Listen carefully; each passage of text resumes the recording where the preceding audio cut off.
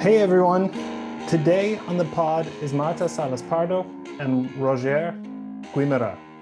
What a great talk. We could have gone on for hours. Peer review, power laws, becoming scientist, Bayesian statistics, and much, much more. Marta and Roger study fundamental problems in all areas of science, including natural, social, and economic sciences. They have expertise in a broad set of tools from statistical physics, network science, statistics, and computer science. Both of them were many years at Northwestern University before starting a group at URV in Catalonia. They are authors of many classic papers in network science, lots of important work, for example, on community detection. And on the pod today, we talk about their paper called A Bayesian Machine Scientist to Aid in the Solution of Challenging Scientific Problems. A wonderful piece of work. But enough of me, let's get to the show.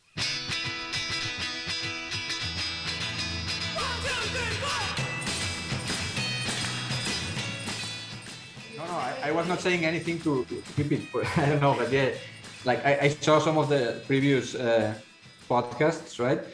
And you were talking about how easy it is now to go to Wikipedia and learn about one topic, right? Or well, start on Wikipedia and then maybe download a couple of books and 20 papers. And when I started my PhD, we still had to, people were still sending cards, right? Requesting for papers. So, yes. And I was going to the library. And going to the library, find stuff. I went to the library to see like some, I don't know. Well, I don't know if it's done already, but when I didn't even start doing what I'm doing now. Nothing even close. I was doing experiments. Well, let's start. Yeah, let's start. Yeah. But this may be a great place to start. So we can start with you, Marta, and kind of so I like, and it's not just me. It seems people like to know who we are in a way that people rarely get to know. So maybe we can start by asking sort of what kind of, how did you grow up and what led you to want to become a scientist, if anything? Okay, so I don't know. Well, I'll start. Yeah. So I'm a physicist, and I didn't start doing anything that was remotely close to what I do now. So I started doing experiments. I started doing solid state physics actually, and doing experiments with very cold things. So I guess, I don't know, it's a little bit of an anecdote, but I mean, the person at the time, like there was this guy in our university, and he said, oh, why don't you come to my lab and do this experiment? And I was like super excited because I was still an undergraduate and that was not very common, and I was very happy about it.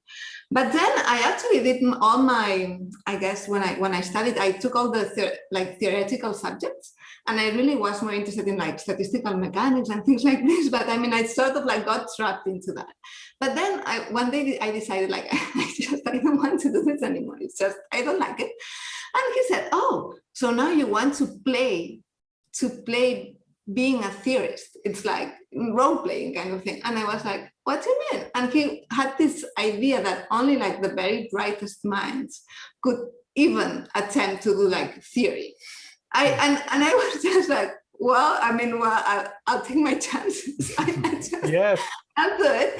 So I went into statistical mechanics and I did my PhD in like spin glasses, which is something very, I don't know, I guess it's sort of like traditional, but not, the community is not that large. Yes. And then after my PhD, I decided to change again.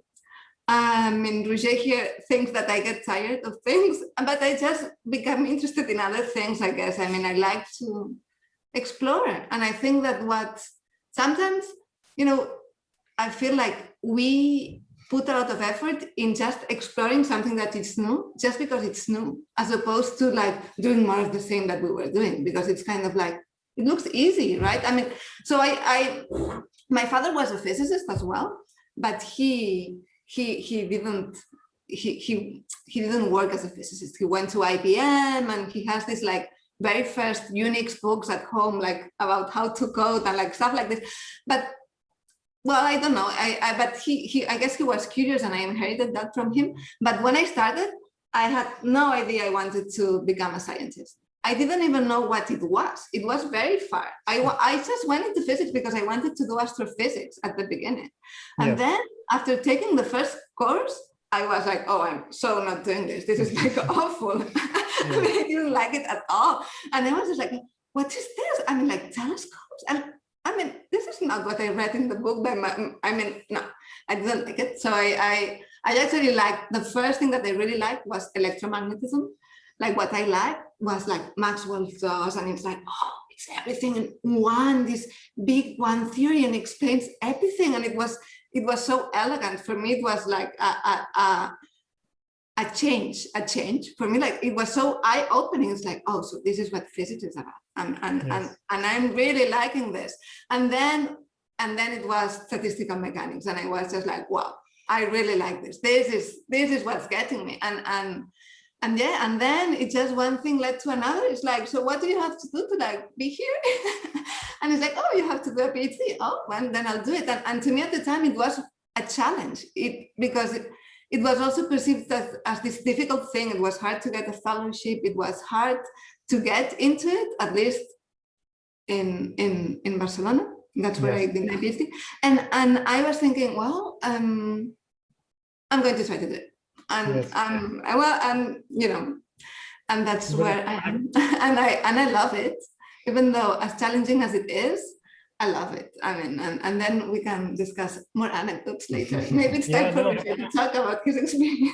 But I think we should stick a little more, and just because you said so many things, and there were a lot of them that stuck out to me. So, but the first I want to come back to just really quickly is this notion of this professor you had who said, oh, so you want to play and be a theorist, right? Because I think one of the purposes of doing this, one is just to get a chance to talk to you two, but the other one is because I want young scientists to have a chance to see that we're just normal people, and that exactly anyone should give it a shot at being a theorist, in my opinion. And then, maybe you like it and maybe you don't. But so, what was it in you that made you think, yeah, I can do this, or this is a silly old man, or like, well, what was it that gave you the courage?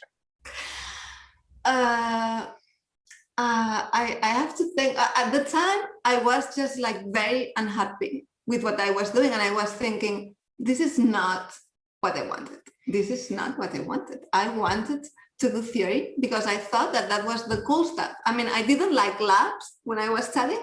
I liked like problems and like analytical calculations. I mean, that's what I liked. And I was thinking, well, you should do what you want to do, because if I didn't know if I was going to be any good or anything, but I knew that I was going to like it. And also another thing is that I felt that I was not giving it my best. It was just like I was doing it, but I was not very convinced, and I was there. And then I thought, and you have to find something that it's really motivating, like not only challenging. Many problems in science are challenging. Of course, there are many things out there where we don't even know that we don't know. But it has to motivate you, and you have to feel this sort of like, And then I went and I went to do this other thing, like these spin classes with this very young professor who had just gotten, and I was like his first student, and everybody was looking at me like, this woman is crazy. I mean, what is she doing? Why would she even go for this? It's like such a risk. The other one was like a super well-known professor, like with awards and with all the stuff. And I don't want it. I just don't want it. I will take my chances, do this other thing. And it was freeing at the same time, but so satisfying, because it's like, now I get to do what I wanted, to get my pencil and my paper and do like whatever replica calculation I had to do at the time. So that's what cool. got me. Yeah. Yes, but let's switch over, because I mean, you two have this incredible collaboration. So I imagine at some point also the stories will have to meet. But let's switch over and sort of also hear So I think our stories mix at the university, right? When we met in college. But first, we have to rewind for you and see what about you? What is your background? So I wanted to be a medical doctor all my life, basically, and then eventually some at some point during the last year before college,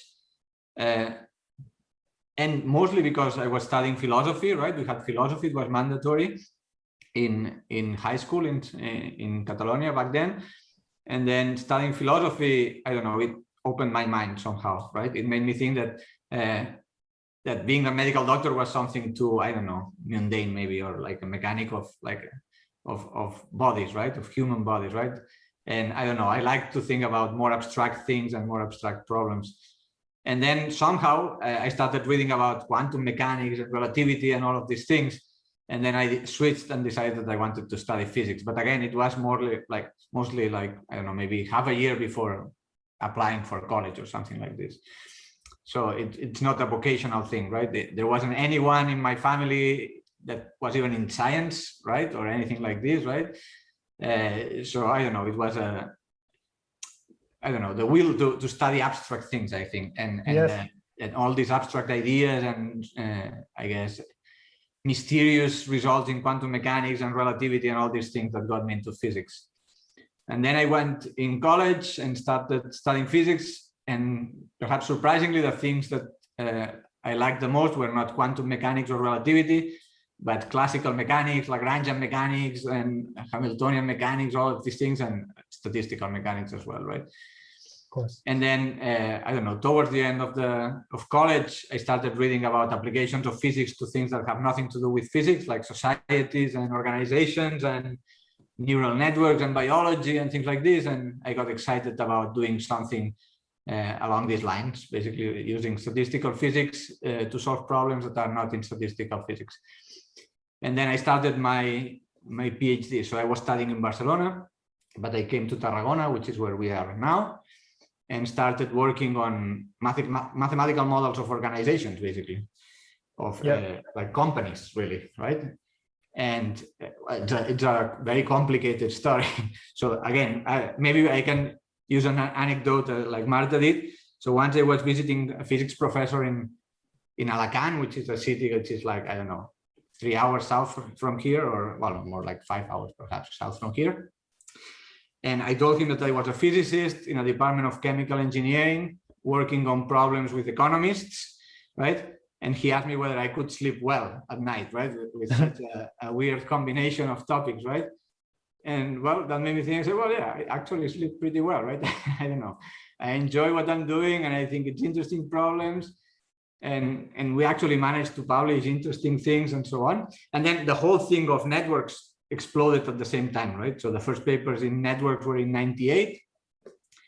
And that's when we started our PhDs, right? And Marta in Barcelona and me and I in Tarragona. And then I remember my advisor, Albert Diaz, coming, or one of my advisors, coming to me and saying, have you seen this paper with the Watt and Strogatz paper, right?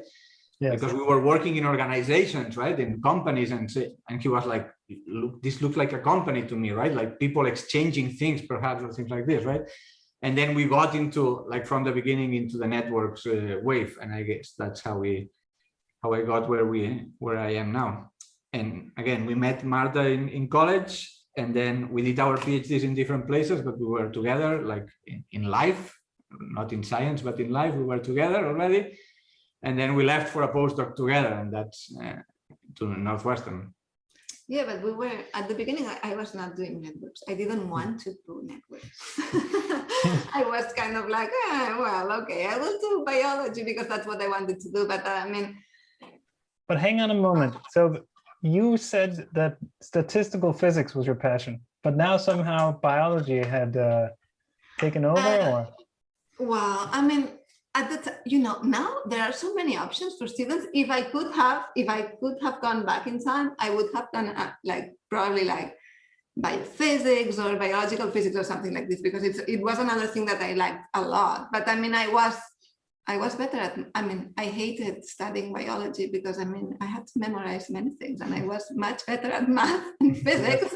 So that's because I was clearly much better at one thing than the other, and I just decided to go for that. But I always had this, I like all sorts of problems. I'm very curious about social problems as well, but I'm super curious about biological problems. I think that's just like, there are so many out there. The only thing is that it didn't work so well. So we went to the same lab. We went with Luis Amaral as postdocs, and Luis was just starting, and he wanted to do this transition to biology and stuff. And I was like very interested in that. So we started working on that, and I worked for that in many years, but it didn't work because I mean it was very hard to publish. I mean we had lots of results, but the community is just very close. Yes. And it's very hard for them to accept somebody from the outside to like telling them things that, you know, they think that they know how to do, and maybe they don't, but I mean, they think they do. So at a certain point in my life, I decided, well, if you want to keep doing science, you have to do something else, because I mean, this is not going to give you a position, unfortunately. So, yeah. But I mean, I started becoming interested in other problems in networks when, also at the time, because, well, of course, that was like a very, I guess, productive line in the lab of Luis. And that's when, I don't know, we started with that, then we started with the stochastic log models. Here we are. Yeah. We should get into all this, but I think it's really interesting because also this is something I think is changing a little bit in some fields, but still very difficult in many others, right? It is this thing about breaking through in another field, even if you have, I mean, I remember I collected this big data set at DTU, right, where we got this incredible interaction data between all the students, how they meet in real world, and we thought, oh, it's going to be nice to publish some stuff on epidemiology, and it was basically impossible, right? I think we also had some exciting results, in my opinion, and we eventually published them, but it took so long and there was so much vitriol and anger in the reviews, right? And so now finally with COVID, like some people were like, well, maybe it's useful to have this data set, and it's been used a lot now, but it's taken so long. So I maybe talk a little bit more about like this, because it also is exactly for our generation, it's how do you even get a job, right? Like now there's more interdisciplinary opportunity, but it seems to me that there's a difficulty in breaking through, you know, when you apply for funding, when you try to publish papers, and when you have to get hired. So yeah. Like what, yeah. So perhaps I can bring up another anecdote here from a similar data set from the one you collected. So in 2002 or 2001, at the end of my PhD, because we were working on organizations and all the network stuff and so on, we contacted the university, the IT service, right? And said, look, maybe we could look at the communications between the people within the university, right? So yeah, I mean, the email data set, right? And well, I mean, there was they wanted to anonymize everything, and the concerns, privacy concerns, were not that high then as they thankfully are now, let's say, right? But of course, it was much easier to get a data set like this back then. So we got the data set and we analyzed, and we analyzed the community structure, and we found some interesting, I don't know, kind of fractal path, like self-similarity at the level of communities and communities within communities and so on, right? And we were very excited. So we sent a paper to Nature, Science, and blah, blah, right? And it was rejected from everywhere, duly, like quickly. But then we submitted to PNAS, right? And in PNAS, like an anonymous member of the National Academy told us that this work was so uninteresting that we should publish it in the campus newsletter. Literally, this was like the report. It was like 5 lines of text, and yes, one of part, like half of it, was saying that we should publish it in the campus newsletter because this might be interesting to the university staff, right? And then, okay, so obviously it was rejected, right? And then we submitted to PRL, and it was sent to let me say to 2 reviewers. One was positive and one was negative, and then it was sent to a 3rd reviewer to break the tie, and the 3rd reviewer was positive, and then it was sent off to a 4th reviewer to break the tie again, and this one was negative, and the paper was rejected, right? Oh. And eventually it was, and at the time the editor in PRL for these topics was a high energy physicist that has since moved to editing only high energy physics or something like this. So it was really hard also in physics to get these sort of papers published. I mean, yes, Marta was talking about how it was it's hard for biologists to let us in, right? Or for sociologists or for economists and blah. But it was hard for physics, like for us to publish in physics journals as well, right? In like at that point at the early 2000s, publishing about ecology and animals in PRL was okay, but publishing about humans was not okay. That was not physics. Yeah. Right? And No. so eventually we published it in PRE, and there were two papers, one by us and one by Bernardo Huberman. Those were the first papers on analyzing a real email network with thousands of people, right? And now it's a very highly cited paper, but again, it was published in PRE after being told that was interesting for the campus newsletter and things like this. Yeah. But I remember there was some, what's it, like Ekman or something also? There was a really interesting one with the entropy of around that time, 2004. Yeah, that was perhaps 2003 or 2002. So it was. We were just kind of almost at the same time, but the first one was, if I remember, I might be remember. Or actually, no, but I think the Ekman paper was using Bernardo Huberman's data set. Maybe I might be getting this wrong, but anyway, these three works on email networks were basically at the same time. But at the time was something that was very, now it sounds like normal, right? Everyone does this. But back then was something very strange to be studying. Yeah, no, I remember I was at the Kevli Institute for Theoretical Physics because my girlfriend at the time, now wife, was at Santa Barbara, so I managed to somehow sneak in there.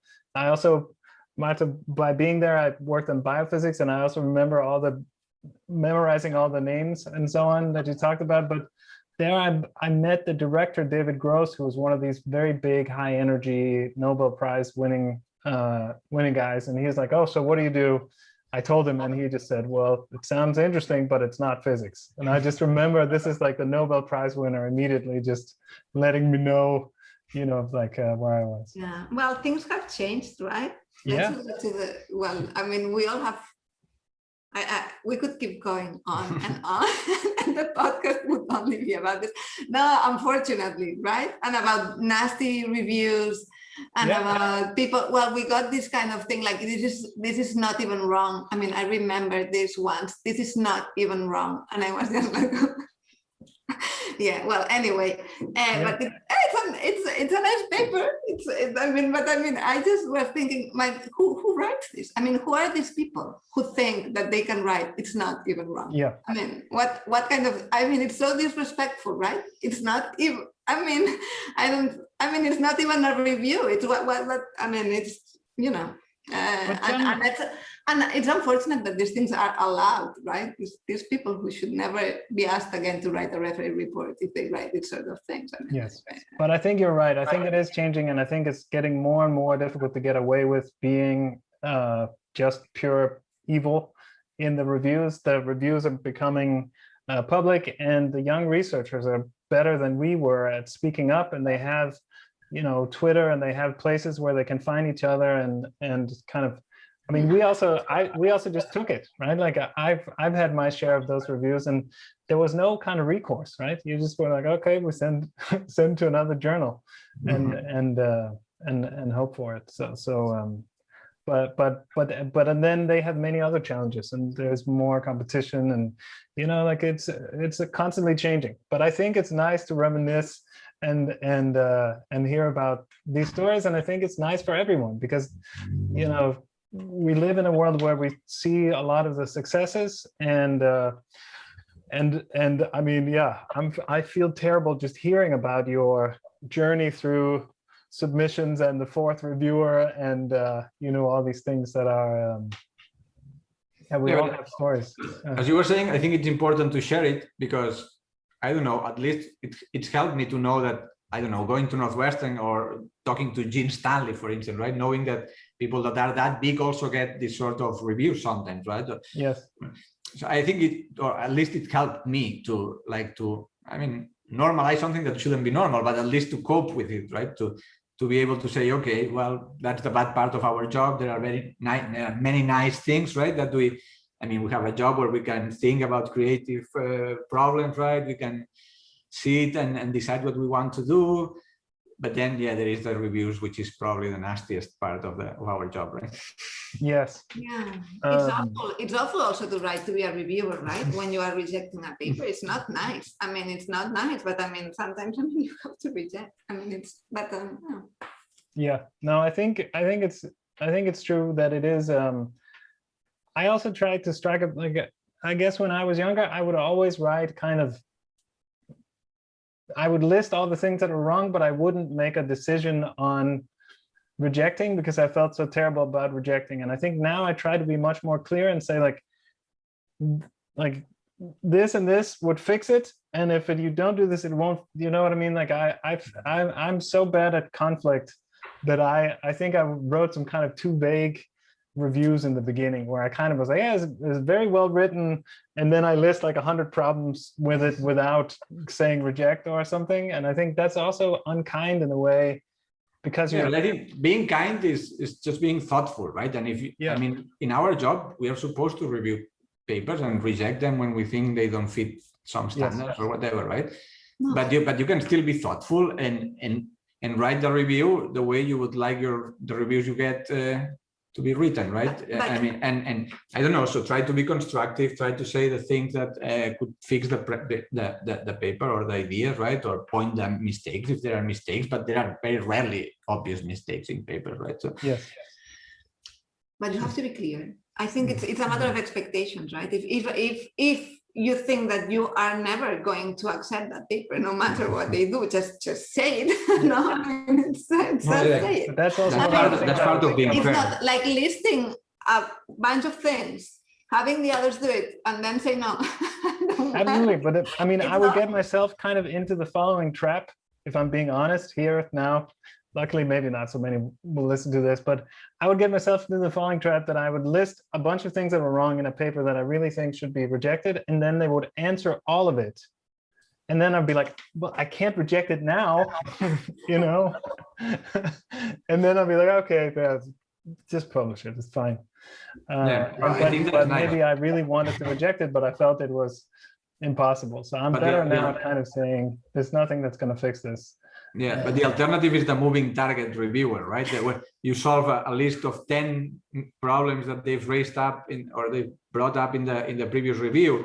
Then you spend 3 months or 6 months answering all of those things, and in the next review they come up with 10 new things, right? That's the moving target, which is also unfair. It's also unfair. It depends if the things are problems of clarity, right? Sometimes they say, well, once they clarify this, I cannot say that I will agree with everything they say. I mean, sometimes I write like I don't understand this, but maybe when you answer, I still don't agree. I mean, just don't get all excited. I think that's. I mean, it's. I agree with you. I mean, it's fair to set clear expectations for like the people. Yes. No, I mean, I'm rejecting. You are free to like answer to what I say, and I will read what you have to say. But for now, it's rejected, and you know, you have to do many things to change my mind, sort of thing. Yes, but I agree. That's also all I'm trying to say is that now I think that's my current level of reviewing is to try and be clear, and not move the goalposts. But I think as long as you do your best and you try and be fair and try and, like you said, write the reviews you want to, the kind of reviews you want to receive. I think that's, you know, what else, that's the best you can do. That's all you can do.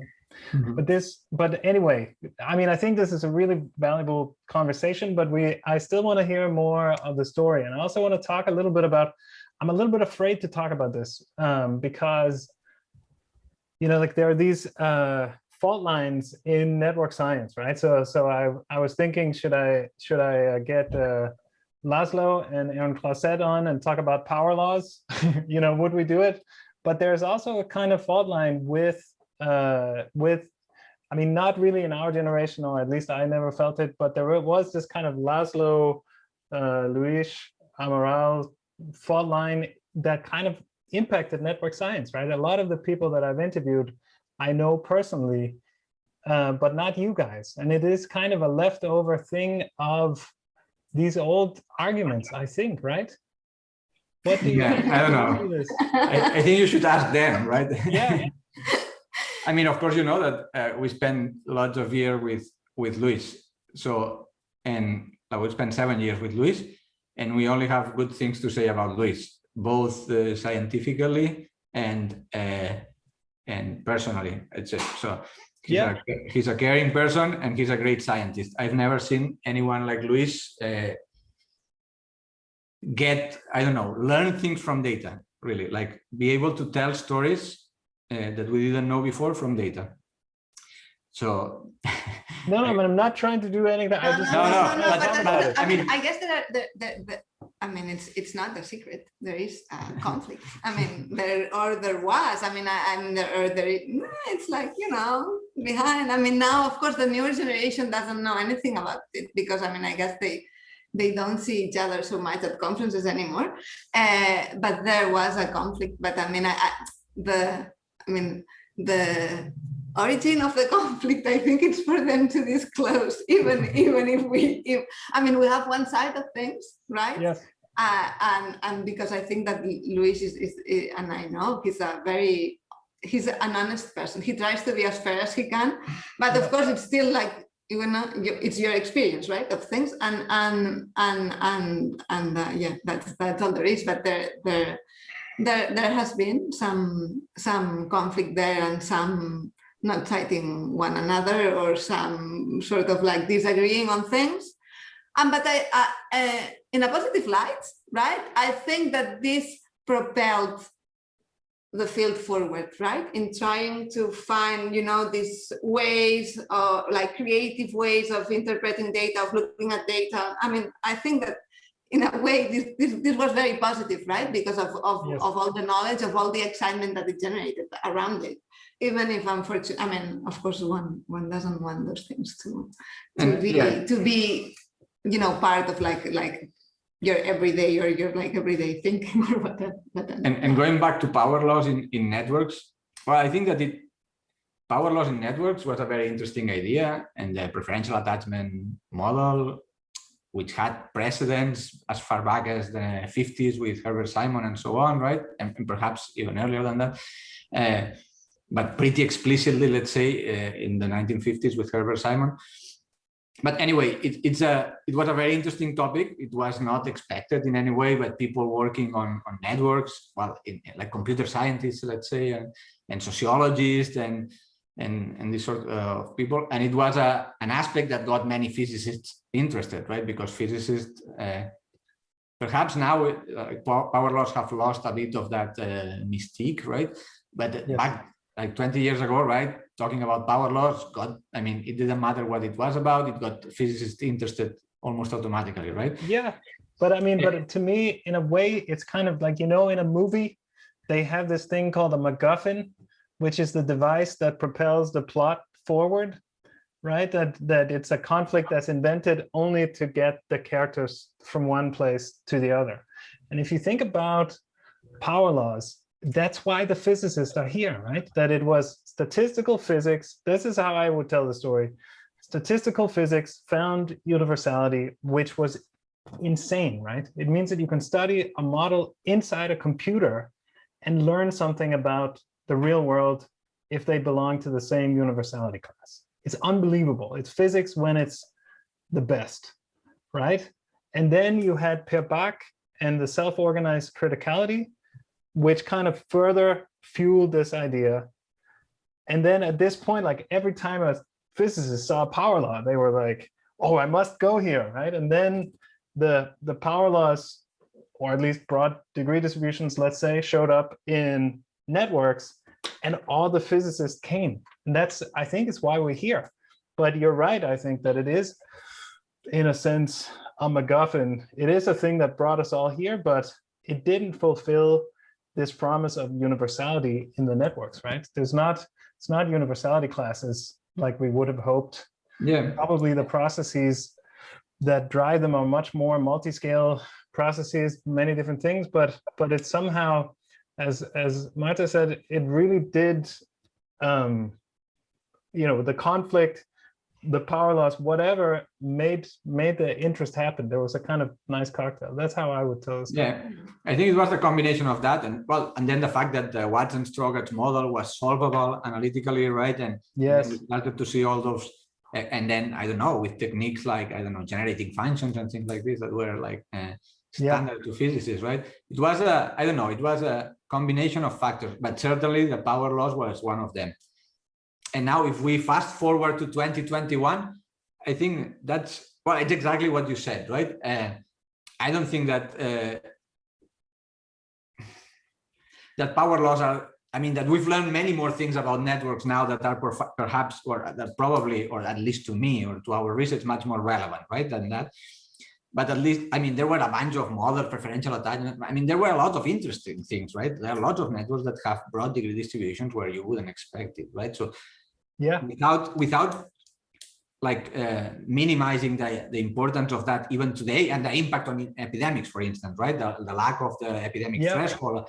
I mean, there are many interesting and important results, right?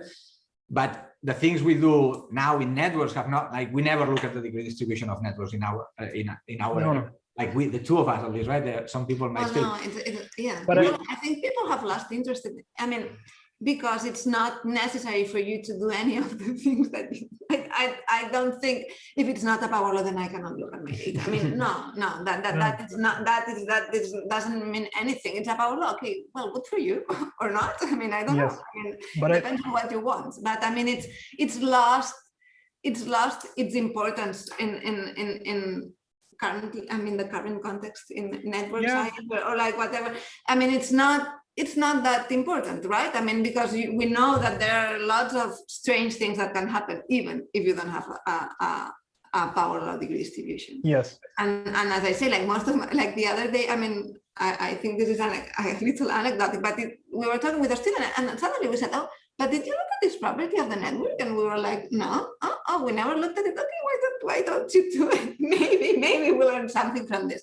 So some of these things, I think they've lost its importance because people can do so many more things now, right? Yeah. They know so many more things that it's Yes, so I agree, but I mean, I think just to so I was also saying it was MacGuffin, but I want to say that of course it's important to understand and to have in the vocabulary, but it's become part of the vocabulary that when there is a broad degree distribution, that means that the average is not necessarily a good measure of the distribution.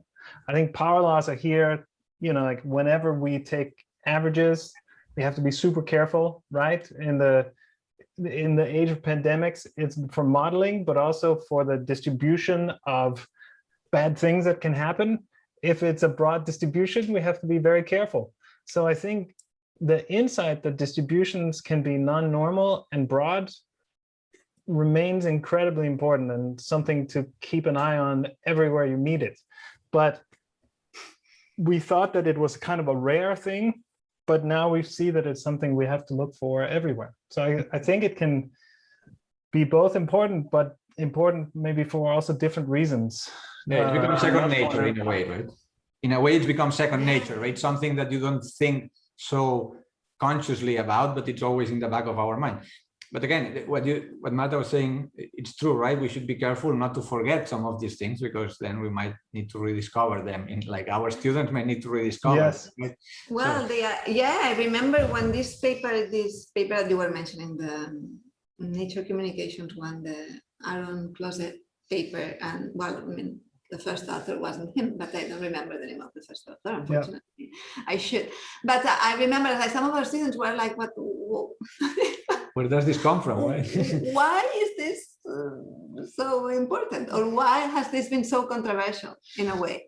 Yeah. And well, I mean, I guess it was a fun story to like tell, no? It's like when some of our students, it's like, so when, should I explain like community detection, like modularity or community detection, or like they go like, because for them that's like ancient. It's like, should I go back there and then just write it in my thesis? And you're like, I don't know, maybe just read a review. I mean, you will be fine. But I mean, it's true that, things progress. But this part, this statistical part, I mean, we've learned lots of statistics from that, right? In the sense that we know that we have to look at the distribution, not at some pre-processed number. No.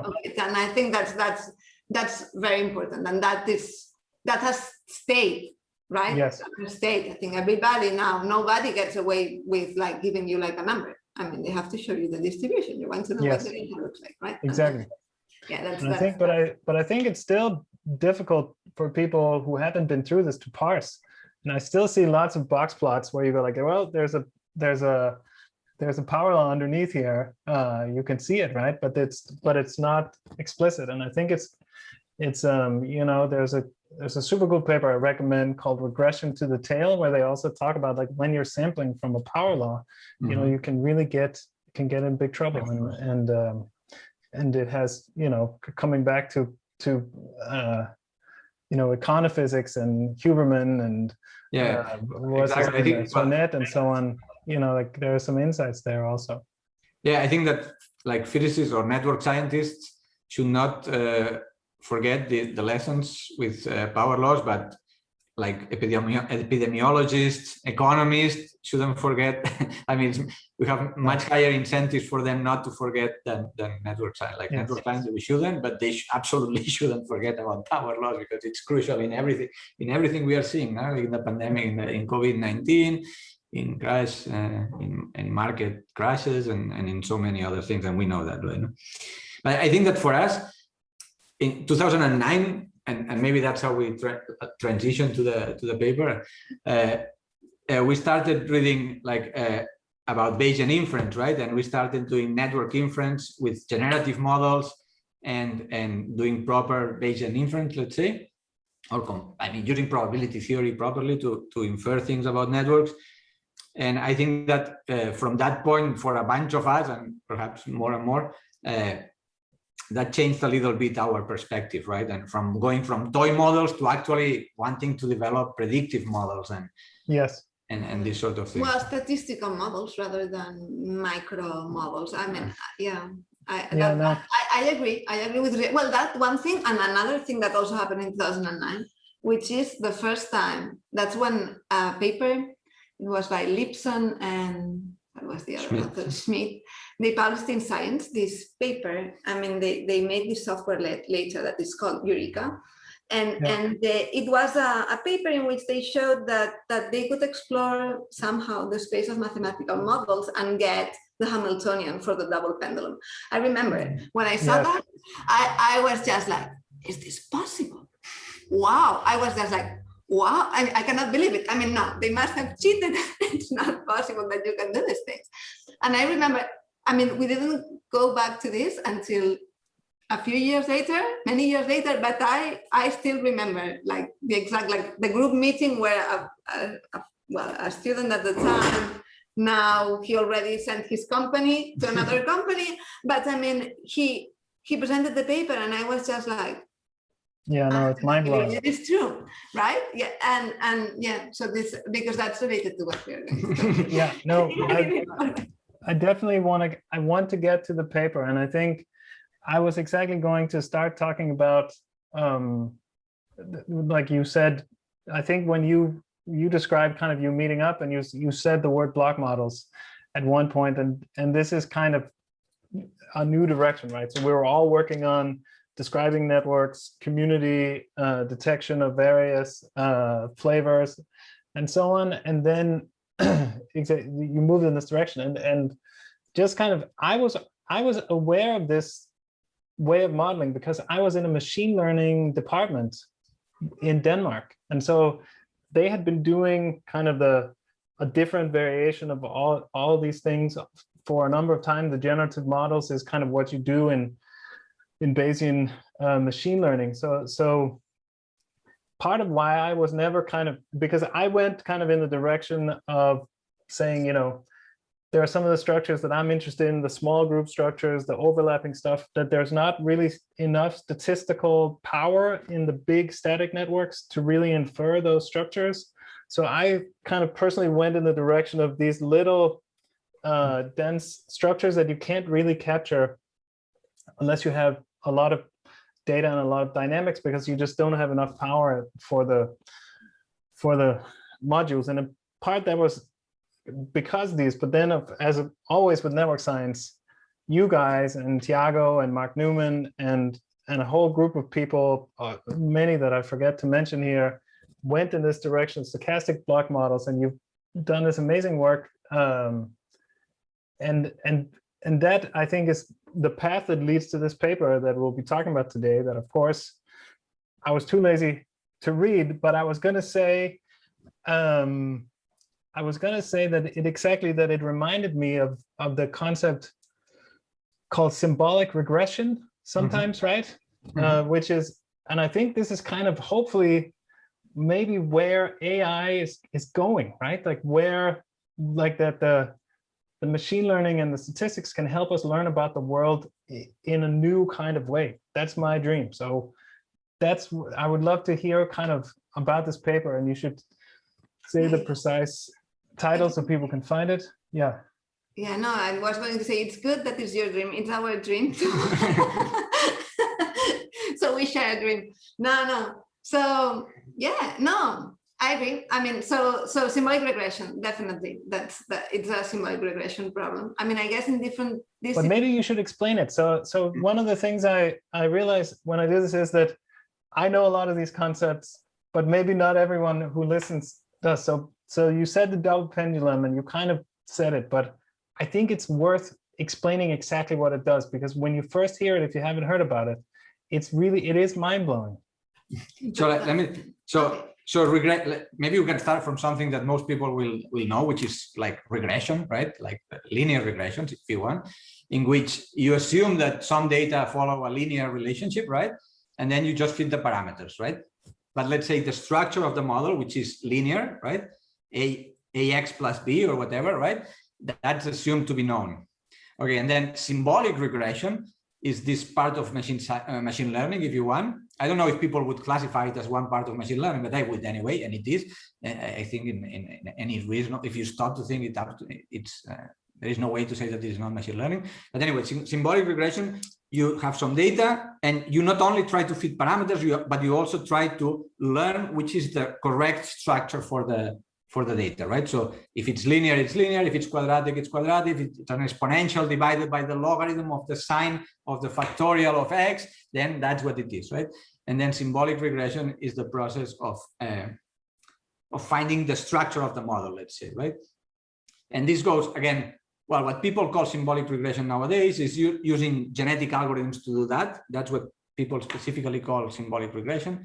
But there is a long thread of trying to do this by some people, including Herbert Simon, going back to, like, I don't know, some of these big people that keep popping up in your career, like Herbert Simon in the 80s, with very precarious, like I don't know, rudimentary computers and so on. They created something called Bacon. I don't know the name, but that actually learned the laws of gravitation from data, right? The Kepler's laws and then Newton's law of gravitation, right? From data. This was the 80s, right? Of course, it was something that was very restricted, but it was something that is impressive nonetheless. And there is a long thread of people that have been working on this and on trying to infer symbolic equations from data, really. In some other areas, people give different names to the same problem. Some people call it like equation discovery or sparse regression, even, in the sense that sometimes they perform a regression, but they don't, it doesn't have to be linear. It's like they have a prefixed set of functions. So say like polynomial and a sine and a whatever and an exponential, and they want to fit the parameters, right? And they have to put a sparsity penalty in whatever form you want to put it. It doesn't matter. It's like, and just to reduce the complexity, right? There are these ideas in here, right? Like the mathematical, like trying to find a closed form mathematical model from your data. And then there is this other idea flying out there. It's like, how complex do I want my model to be, right? First, can I do the task? Can I perform the task, right? Which implies a lot of things. Implies like, which models am I even allowing, right? This is one thing. And then once you have found good models that fit your data, then what models actually are good, make sense, are parsimonious models, like let's put it like this. Yes. This parsimony idea is this idea that is always floating around and nobody knows. Nobody knows. Well, people try to quantify in some way. But let's talk about this, because this is endlessly fascinating to me, right? Because I'm not kind of a super super good at this, right? And I remember when I started my students on using any kind of machine learning method, and we have to choose like how many parameters, how we're going to set it, right? And then you come and say, oh, there's a topic called model selection. And then I was like, oh, this seems promising. Let me read the paper, right? And so I read the AIC paper and I read the BIC paper or whatever. But in the end, when you come down to it, as I see it, it just is like you have one function that grows, right? And then you have one function that falls off and you subtract one from the other. And it's kind of the little bit arbitrary how you set it. There are some ideas. Yeah, but in the end, it's very difficult to say, should my unsupervised clustering have 4 components or 5 components, because, you know, so we want parsimony, but you talked about Maxwell's equations, Marta, right? And like now this is some parsimony, right? This is a different level. So when you don't just have a point cloud of noise and so on, is there some way to get closer to the parsimony to make it more precise in a way that, do you know what I mean? Yeah, but I think that, Yes. Well, that physicists, we are not trained, like, I mean, typically physicists, we've been able to do as many experiments as we wanted, right? If we wanted to know the dependence of the, I don't know, susceptibility on the temperature, we just did 1,000 experiments, right? And if the error bars and we had a cloud of points like the one you were mentioning, instead of a nice like curve, we would do 1 million more experiments, right? Until the line was smooth, right? So that means that I think surprisingly, in some sense, we are not very good at dealing with data statistically, with data that contain a lot of uncertainty, where the uncertainty is at least of the order of the signal, right? Or the noise is of the order of the. We don't have the tools, right? But then that's where being a Bayesian or becoming a Bayesian, right, comes handy, right? And in that sense, I don't know. Marta has the book here prepared. I have my book prepared to show you, like my book. Well, it's a book that you have to read and not be too lazy to read it. Yeah, this is the one book. Show it. Let me show you. It's the James book?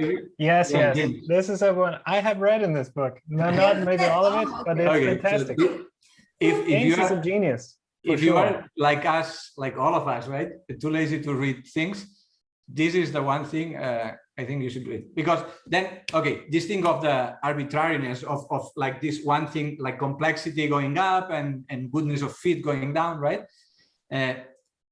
When you understand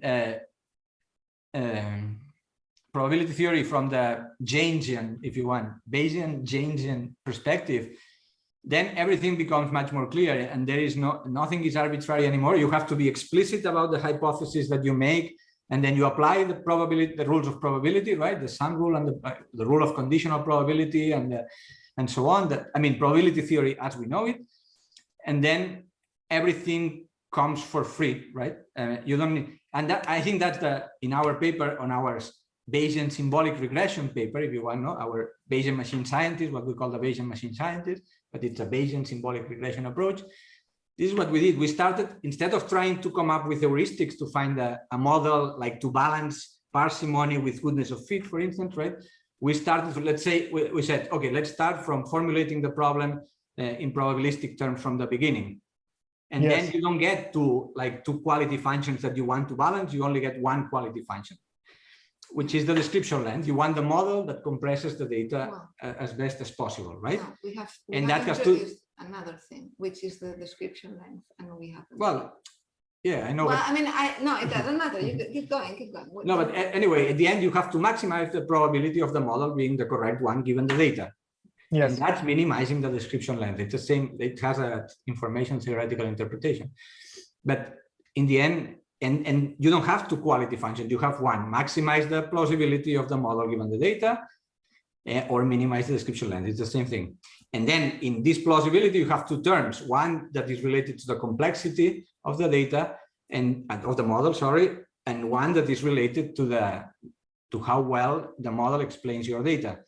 but it's an automated. You don't have to choose which one you give more weight or less. It comes for free, and I think that's one of the contributions that we make in the paper. Right? Well, I mean, in the sense contributions, because I just want to contextualize what Roger said, because so as you were saying, like symbolic regressions approaches, they were there.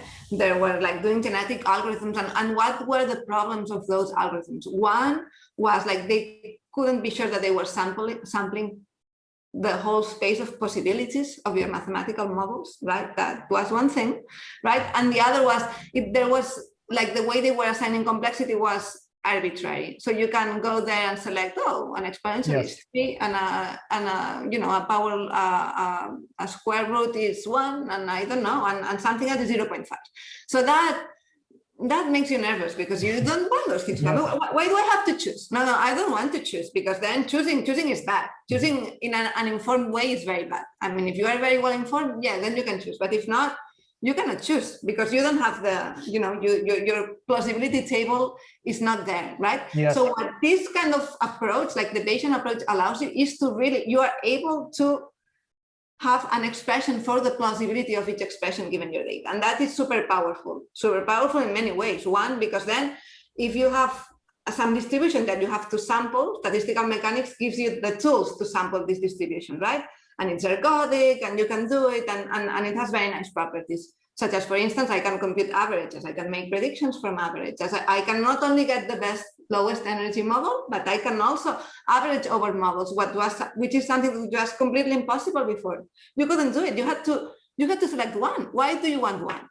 Yes. If your data has a lot of noise, which is the 99.9999% of the cases, your data is super noisy, then you don't only want, you cannot settle for one model because the uncertainty is too large. You have to look at many models. Yes. And make predictions based on that, and maybe look at the properties of the models, of the best models, and see what are the features that are the most important, and this helps you advance. Any other thing is noise, is as much noise as there is in your data, right? And of course, as Roger was saying, there is your strategy of just like 2 more experiments, and then, until you get like your nice, your error bars are this tiny, and then, but if in reality, in many cases, this is not even a possibility, right? No. Because you have what you have. And in that sense, right, like our Bayesian machine scientist opens the door to doing so much more that wasn't possible before. It's not just finding a very informed, like, best model in a way in which there is nothing arbitrary. Everything follows from the assumptions. You don't like the assumptions, I mean, you can change them, but everything, once the assumptions are clear, there is nothing arbitrary there. Then you can do so many more things, right? I mean, now I'm talking like about my son, right? The machine science. That's good. No, but yeah. So. No, but I think that's true, right? And I think I'm not a master Bayesian in any kind of way, and I think that what I was rebelling against when I was asking you this question is exactly the arbitrariness of this comparison between the model fit and the complexity, right? And this is what you're saying, if I'm hearing it correctly, that your framework or the Bayesian framework in a way enables us to weigh against each other in a more principled way, right? Yes. That's what I'm hearing. Yeah, I think that. And should we also just say, again, if people haven't read, the book you showed me was by E.T. Jaynes, and it's called something like the probability theory, the logic of science, something like that. E.T. Jaynes is a genius. He's written some papers. Look them up online. That says where he derives statistical mechanics from entropy and quantum mechanics, and their physical review papers. They had like one citation, stuff like that. Like it's from back when there was these papers on statistical mechanics, what E.T. Jaynes is saying is that, I don't know, 95% of statistical mechanics is mathematics, is probability theory, and then the remaining 5% is energy is conserved and pretty. Yes. Well, but it's so, those I really recommend those. Like it's so simple, right? It's like I have a known average, which is my energy, and just from that and this like maximum entropy distribution, then you get statistical mechanics. That's very beautiful. It's beautiful. I mean, it's one of those papers that if you read it, you are going to understand and you are going to like, right? Because it's simple. Yes. It's simple. Yeah. No, but it's just because we kind of went over it, and I was just thinking if someone is listening, we should mention what it is, because it is really kind of worth recommending. But that sounds fantastic. But I guess my question then for the Bayesian machine scientist is, so now you have a principled way to kind of take data sets and begin to understand how to extract principles from it, right? Would that be fair? Yeah. And so my question is, what do we then learn? Like, let's say that I was someone who liked to collect data, or I had some influence. Like, what are the qualities of the new data sets that will enable us to revolutionize science and learn truly new things? Like, somehow, like, what is the component that's missing before we can just automate science now? Well, I don't think it's the data sets, right? So I don't know, but maybe it's our experience here in our particular context and so on, right? But everyone has data sets, right? And I think that there are many more data sets that could teach us fundamental things about the world, like biology or human societies and so on, than there are algorithms that really help us get that insight. And yes, that's our idea, right? So that data science, if you want, should be less about. So of course there are all sorts of interesting data sets, right, that we still need to collect. So I'm not trying to say that collecting data sets, but there is a lot of work to do in terms of developing automated ways of getting insight from data, right? And I think that's why there is all the, like, deep learning, these black box, as it's called, machine learning techniques are all very powerful. We've seen it. They can beat you at Go, at chess, at anything you want, right? No questions about that. But if you want to, you could not, you would predict very well when there's going to be a solar eclipse with deep learning, right? But that would never teach you the Newton's laws, right? And all the things that we've learned with Newton's laws, right? Symmetries and conservation laws, I don't know, you name it, right? Yeah. And I think that's part of the excitement about interpretable machine science and interpretable machine learning is there. And I think that part of the excitement about our sort of these symbolic regression approaches in which you learn from data is where it's coming from. On the other hand, I think that because with the machine scientist, for instance, right, or with other methods, we are starting to learn that it's not that easy, that many times you get data, and for instance, what Marta was saying before, right, you give it to the machine scientist, and the machine scientist doesn't tell you, look, this is the model, but it tells you, look, there are 500 models that are similarly plausible given the data. So it's not like you have a deep description length minimum and everything else is terrible models, but it's more like a rugged landscape, with lots of good models that don't look very similar to each other and so on. Similar to what happens with partitions of networks and all. Yes, that's the same thing. I was just thinking of this. Yeah, exactly. We're going and seeing the same things. So maybe what we are discovering now is that this is not going to be that easy. So that we are going to encounter fundamental problems in that regard, right? Yeah. No, one of the things. So going to that is missing. For instance, now I'm going to mention one. It's the fact that if we could do symbolic regression by telling, oh, but this system has this symmetry or something, right? Giving them clues. It's like, don't give me just anything. No. I want whatever, because this system has this symmetry. This would be great, right? Because you would be able to probably remove already a lot of models that are not fulfilling, that are good descriptors of your data, because it's one thing, there is a difference between a good descriptor of your data that it's parsimonious enough, plausible, at the same level of plausibility from a mathematical point of view, and then there is the physics point of view, right? It's is this a good theory? Does it have the proper limiting behaviors? Does it have the proper symmetry, whatever components? Does it have scaling? Does it shift? All these things, right? All these things are all work in progress, but it's a way to get you there, right? By understanding like the properties of these landscapes, what do they mean?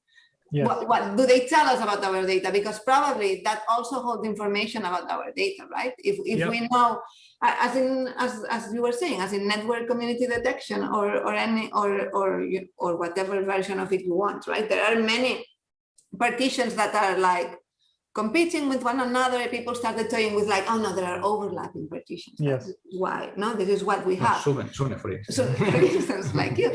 But I mean, that's a natural, a natural like attempt at explaining. You cannot fit things in boxes because they are not, probably don't belong to only one box, right? Yeah. So let's do something else. So in here, like the approach to the problem already takes this into account in a way, right? We know there is not only one thing. I cannot use a genetic algorithm because there is not only one model that is going to be good because my data is too noisy. So yeah. So there are lots. I mean, I think that that's a nice thing. There's still a long road ahead of us, and there are many things to discover, and many things that this can be helpful for. And I'm going back to what you were saying at the beginning, and if you let me talk, I will talk for like 2 hours. Yeah, no, but going back to what you were saying at the beginning of you know, this dream like of machine learning becoming interpretable, right? As opposed to like having to explain like whatever, you know, do the meta model of the machine learning algorithm that nobody knows what it's doing, right? Yeah. And this is one way for certain types of data, but there have to be other ways for the other types of data, right? That we can sort of like expand this idea of trying to be like from the beginning interpretable, and then see what we can get from it and how this can help us. I don't know. Yeah.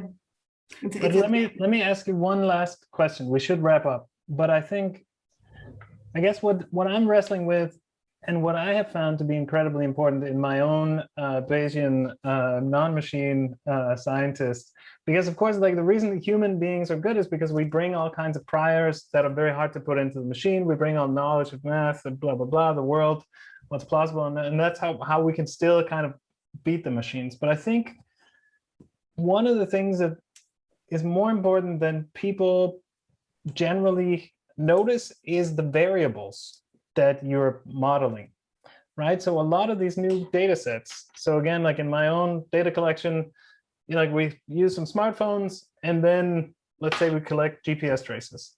And then we see, okay, I'm at longitude X and latitude Y, and then I move to longitude, latitude X plus delta 1 and Y plus delta 2. And, you know, like the way that we describe the traces in the computer are not how human beings think about traces at all.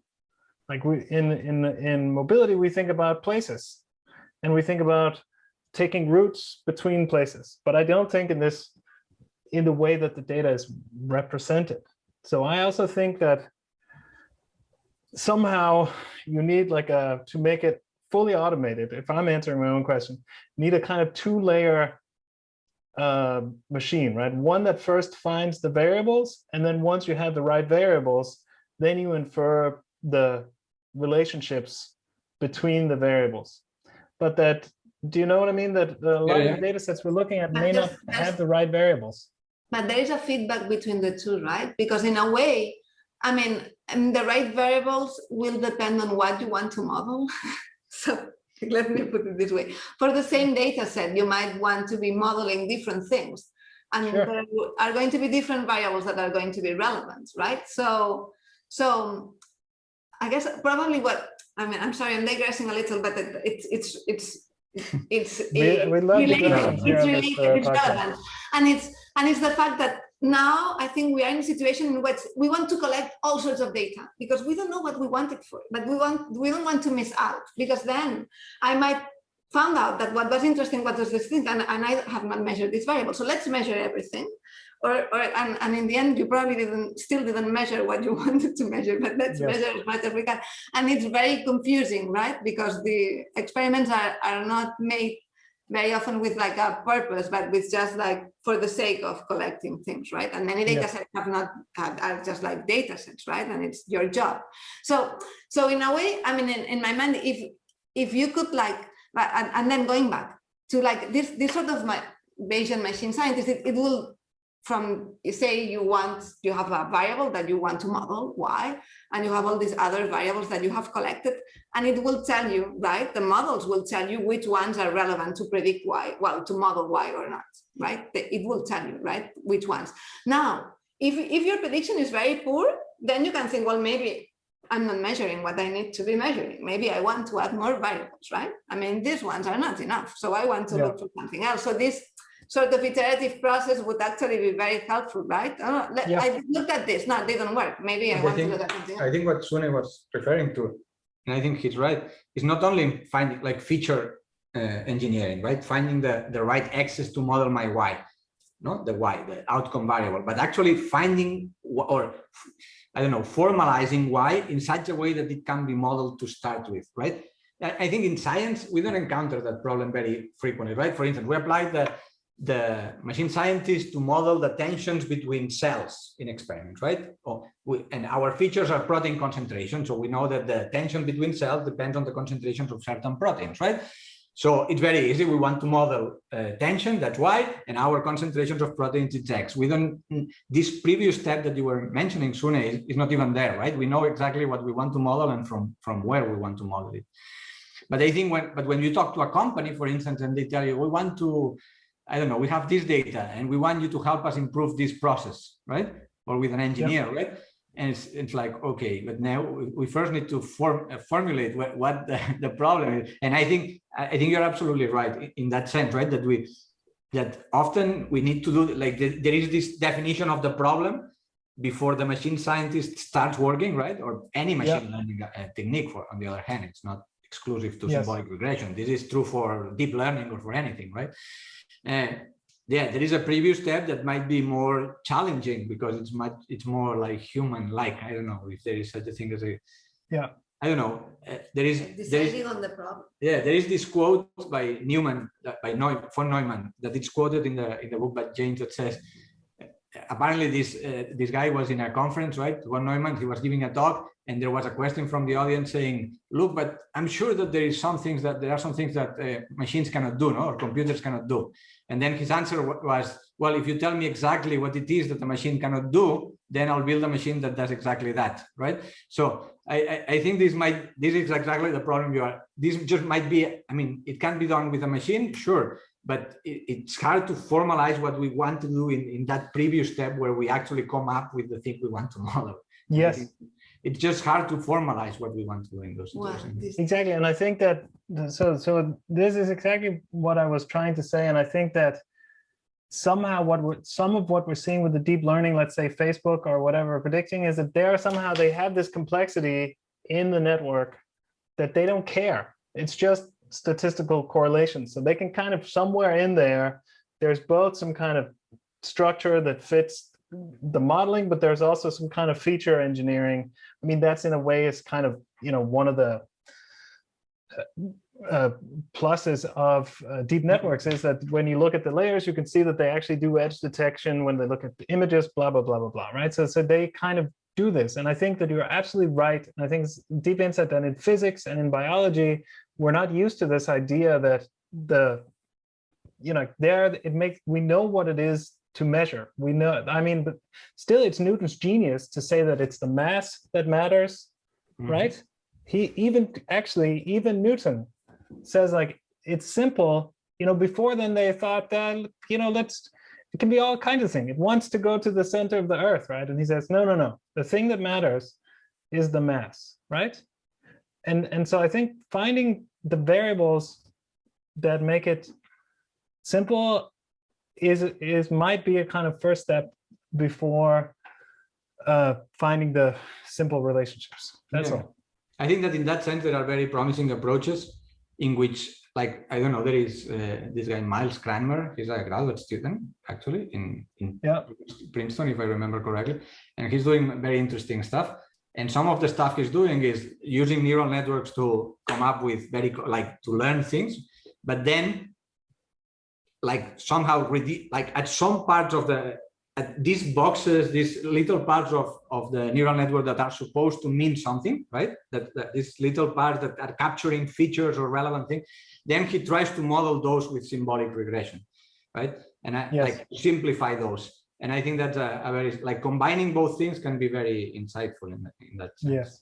Yeah, that's super cool. Yeah, if the encoded vector, like the dimensionally reduced vector, is meaningful. Yes, That's exactly. the big if. If it's meaningful, then it makes sense. And that's the question. That's the question. No, which, I mean, there are opportunities there. I'm still a little hesitant. I mean, I don't know, in the sense that I've seen talks in which people try to convince you that in a deep learning algorithm for like a classifier for images, like layer 8 is for strings and layer H is for round objects. And I'm just like, no, this was just luck, but you just happened to print this and it just gave you this. No, I mean, no, in the sense that there is truly, I mean, or at least, I mean, maybe it's my lack of knowledge, but of understanding. But I mean, in the sense, the way these things are coded, it's not that the deeper you go, the different scales that you are probing, because I mean, that thing has been so aggregated already that you didn't even know what is in there. Yes, so this is why I'm saying, like, the big if is there, like, how can I do like a neural network in which I can sort of like trace back, and I know that this is right, truly, like, no. I mean, we none of us want the neural networks that just find, basically correlations and then make predictions. We want to know how they do it and why they do it. And I think that your approach, I really think that this is very close to also how I think that well, all right, let me say it like this. I think that Bayesianism is also a really good metaphor for how scientists and human beings think and approach the world, that we bring with us knowledge in some form of priors that help us make decisions, help us make sense of the world, helps us understand the world. So it seems incredibly promising as a framework to make principles around this, right? And then, next time we talk, we should figure out, how does, human beings can also poke things and test causality, and so there are so many things to get into, but I think we have to wrap it up. We're already an hour and 20 minutes. Sounds good. We cannot. It's been so much fun. Thank you so much. This was I was a bit scared about this, but this was a lot of fun, and I enjoyed it. Yes, Jay always wants to be very prepared. Very prepared. I think